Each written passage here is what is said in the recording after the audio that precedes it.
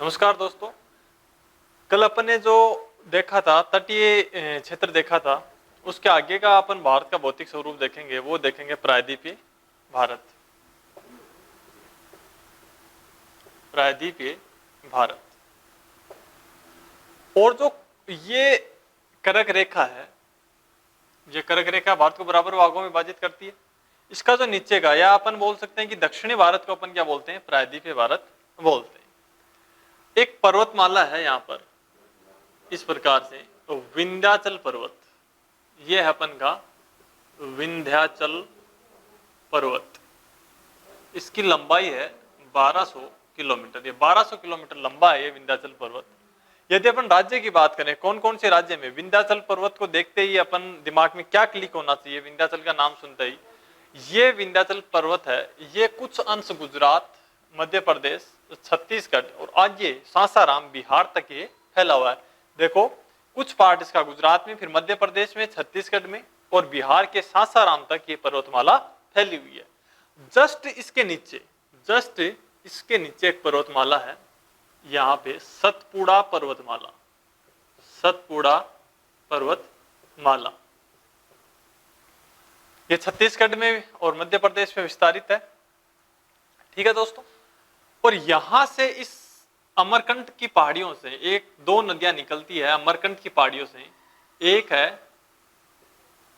कंटक की पहाड़ी, इधर से नर्मदा नदी और इधर सोन नदी। इधर तो क्या चली जाएगी, बंगाल की खाड़ी की तरफ सोन नदी, और इधर चली जाएगी नर्मदा नदी।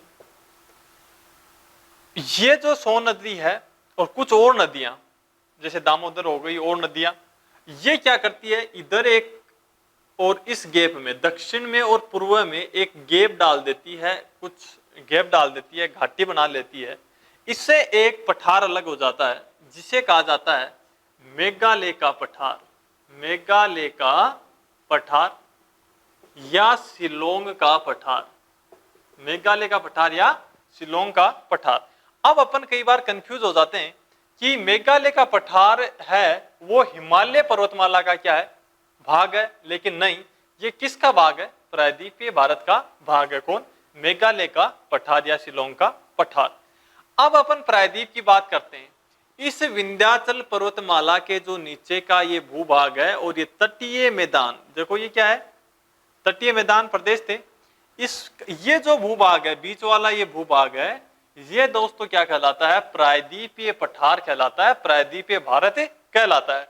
मैंने एक शब्द बोला पठार। इस पठार का मतलब क्या होता है, पठार का मतलब होता है कि मैदान तो क्या होते हैं, समतल होते हैं, बिल्कुल क्या होते हैं, इक्वल होते हैं मैदान इस प्रकार से। लेकिन पठार क्या है, मैदान की अपेक्षा कुछ उभरा हुआ होता है। ये इस प्रकार से क्या है, ये मैदानी भाग पर इस प्रकार ये मैदानी भाग है, लेकिन पठार क्या है, इसके ऊपर कुछ उभरा हुआ मिलेगा, इस प्रकार से उभरा हुआ मिलेगा। पठार की विशेषता क्या है, मैदान की तुलना में कुछ उभरे हुए भाग को क्या कहा जाता है, पठार कहा जाता है। अब अपन इस प्रायद्वीपीय भारत की विशेषताओं की बात करें, प्रायद्वीपीय भारत की विशेषताएं देखें कि प्रायद्वीपीय भारत की विशेषताएं क्या क्या है। तो दोस्तों, प्रायद्वीपीय भारत है वो उसका निर्माण हुआ है, जो प्रायद्वीपीय भारत का निर्माण हुआ है वो कौन सी क्रियाओं के माध्यम से हुआ है, ज्वालामुखी क्रियाओं से किसका निर्माण हुआ है, प्रायद्वीपीय भारत का निर्माण हुआ है। ज्वालामुखी क्रियाओं से निर्माण किसका हुआ है, प्रायद्वीपीय भारत का। तो ज्वालामुखी से निर्मित भारत का भौतिक प्रदेश कौन सा है, प्रायद्वीपीय भारत। ये प्रायद्वीपीय भारत है, ये भारत का सबसे बड़ा भौतिक प्रदेश है। प्रायद्वीपीय भारत है वो भारत का सबसे बड़ा भौतिक प्रदेश है। कैसे, क्योंकि भारत का कुल क्षेत्रफल कितना है, 32 लाख, और ये प्रायद्वीपीय भारत है ये लगभग 16 लाख वर्ग किलोमीटर पर फैला हुआ है। कितना वर्ग किलोमीटर पर, 16 लाख वर्ग किलोमीटर पर फैला हुआ भूभाग है। प्रायद्वीपीय भारत का कुल क्षेत्रफल कितना है, 16 लाख वर्ग किलोमीटर।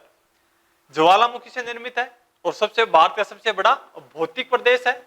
इससे बाद भारत का सबसे प्राचीन भौतिक स्वरूप है, भारत का सबसे प्राचीन भौतिक प्रदेश है। भारत का सबसे प्राचीन भौतिक प्रदेश कौन सा है दोस्तों, प्रायद्वीपीय भारत।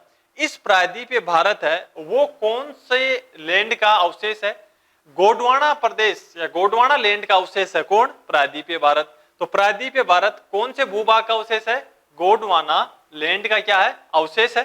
ठीक है दोस्तों, गोंडवाना प्रदेश का क्या है? हिस्सा था ये प्राचीन समय में। ऐसे भी माना जाता है कि ये प्रायद्वीपीय भारत है, ये अफ्रीका का क्या था? भाग था। प्राचीन समय में क्या था? ये अफ्रीका का भाग था। भारत के जस्ट इधर अफ्रीका है और प्लेट विवर्तन की घटना के कारण ये किससे जुड़ गया? भारत इस यहाँ खिसक कर ये इधर स्थापित हो गया। इसलिए जो अपन का प्रायद्वीपीय भारत है इसको अफ्रीका का पार्ट माना जाता है। सबसे प्राचीन है, गोंडवाना लैंड का हिस्सा है, सबसे बड़ा भौतिक प्रदेश है और ज्वालामुखी क्रियाओं से निर्मित प्रदेश है। ये पठार का मतलब होता है कुछ मैदान की तुलना में कुछ उभरा हुआ भाग। अब इस प्रायद्वीपीय भारत लगभग इधर 1600 किलोमीटर लंबा है। कितना? 1600 किलोमीटर लंबा। और इसकी चौड़ाई वैसे एग्जैक्ट नहीं है, लेकिन कितना है? 1400 किलोमीटर। ये लंबाई से संबंधित क्वेश्चन एग्जाम में नहीं पूछे जाते हैं। हाँ, क्षेत्रफल जरूर पूछा जाता है। कितना है? 16 लाख, क्योंकि भारत का सबसे बड़ा भौतिक प्रदेश। इसमें कुछ पठार हैं। अपन किन किन पठारों की चर्चा करेंगे वो पठारों की बात बताता हूं। कौन कौन से पठार अपन चर्चा करेंगे? एक रहेगा मालवा का पठार। मालवा का पठार नाम सुना होगा। दक्कन का पठार, और एक है कोरोमंडल का पठार। कोरोमंडल का पठार, और एक रहेगा मेघालय का पठार, और एक बहुत इंपॉर्टेंट है वो है छोटे नागपुर का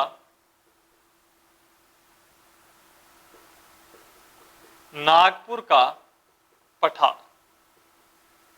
छोटे नागपुर का पठार। इन पठारों की चर्चा आज अपन करेंगे। मालवा का पठार, दक्कन का पठार, मेघालय का पठार, कोरोमंडल का पठार व छोटे नागपुर का पठार। यहां से मालवा का, दक्कन और छोटे नागपुर का पठार बहुत ही इंपॉर्टेंट है। एग्जाम में कई दफा क्वेश्चन पूछे जाते हैं। अब अपन चर्चा करते हैं सबसे पहले मालवा के पठार की, कि मालवा का पठार कहां स्थित है।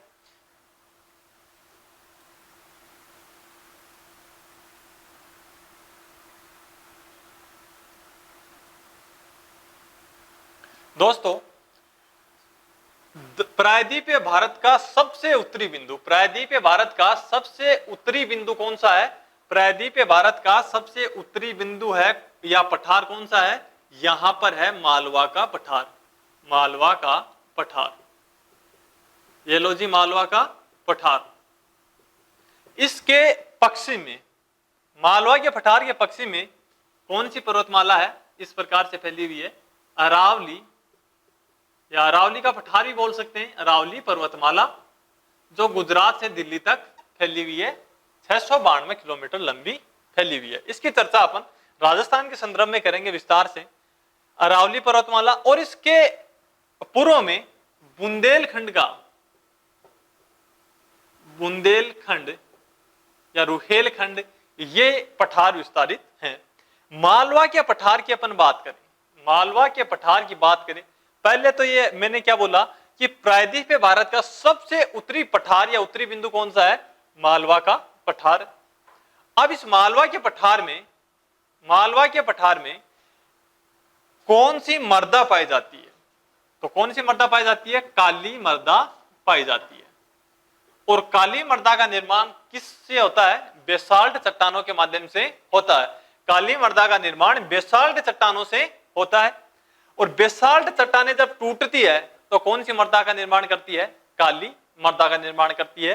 काली मृदा को अपन कपासीय मृदा भी कहते हैं। तो मालवा के पठार वह है बेसाल्ट चट्टानों से निर्मित है और यहाँ पे काली मृदा पाई जाती है।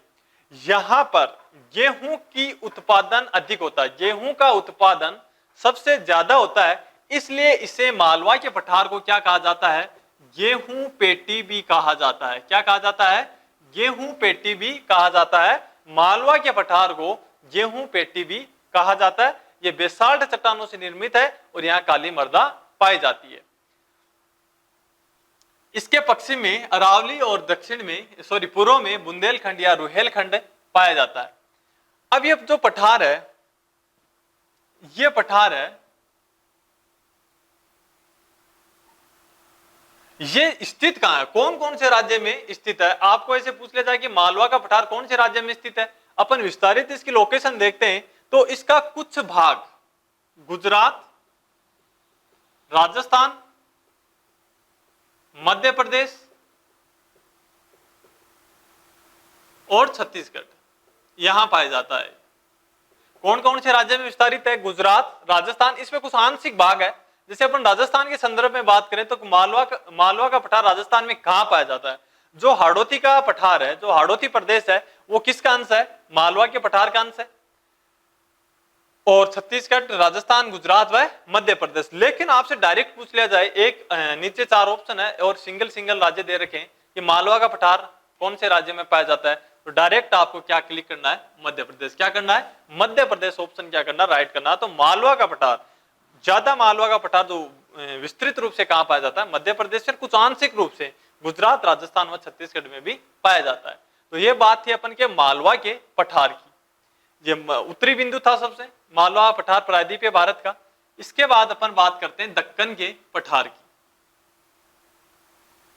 दक्कन का पठार यहां त्रिभुजाकार आकृति के रूप में यहां पर क्या है? विस्तारित है। ये लो जी दक्कन का पठार। अब इसकी विशेषता देखते हैं दक्कन के पठार की। भारत का सबसे बड़ा पठार, भारत का सबसे बड़ा पठार कौन सा है दोस्तों?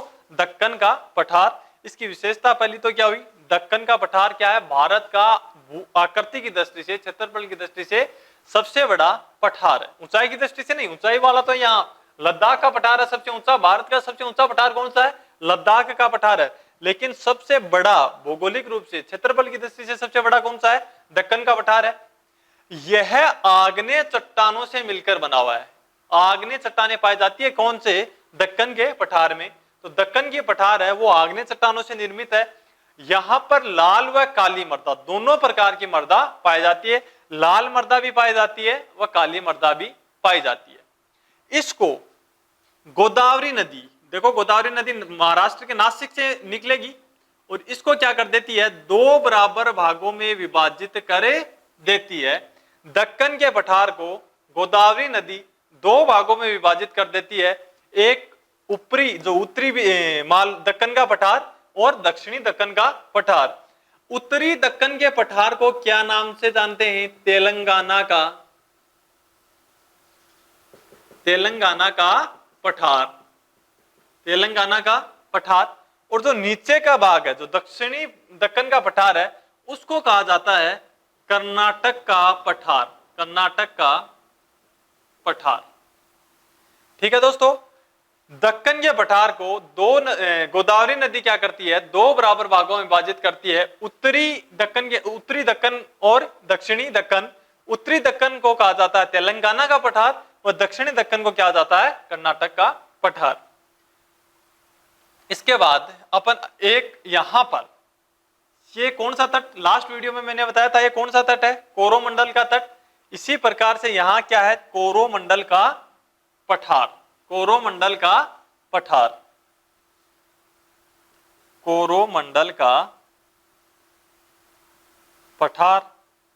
इस पठार ये तमिलनाडु व आंध्र प्रदेश में विस्तृत है।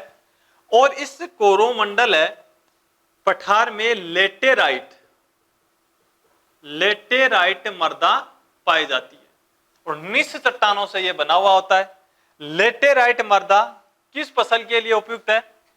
चाय व तंबाकू, चाय व तंबाकू के लिए क्या है? उपयुक्त है। इसीलिए तमिलनाडु में चाय का उत्पादन होता है और सबसे ज्यादा तंबाकू का उत्पादन कहां होता है? आंध्र प्रदेश में होता है। तो कोरोमंडल का पठार है उसमें लेटेराइट मृदा व निस्स चट्टानें पाई जाती है और ये जो पठार है इसमें चाय व तंबाकू की खेती अधिक मात्रा में की जाती है। सबसे इंपॉर्टेंट वो है छोटे नागपुर का पठार। यहां पर छोटे नागपुर का पठार,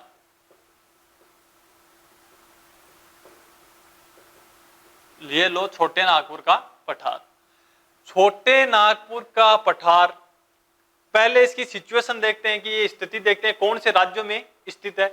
छोटे नागपुर का नाम आते ही अपन को क्या आ जाता है, महाराष्ट्र। नागपुर का है महाराष्ट्र में। अपन क्या करते हैं, आपसे पूछ लिया जाए कि छोटे नागपुर का पठार कहाँ स्थित है, महाराष्ट्र ऑप्शन में दे दिया, चलो महाराष्ट्र करके आ जाते हैं, सही है। नागपुर की दृष्टि से देख रहे हैं, नहीं, ये जो छोटे नागपुर का पठार है जो मैंने स्थिति दिखाई है इसकी मैप के अंदर, ये है झारखंड व पश्चिम बंगाल में। कहाँ है, झारखंड व पश्चिम बंगाल में। और दोस्तों झारखंड में खनिज खूब पाए जाते हैं। इसका कारण क्या है कि ये छोटे नागपुर का पठार है, इसमें खनिज अत्यधिक मात्रा में पाए जाते हैं।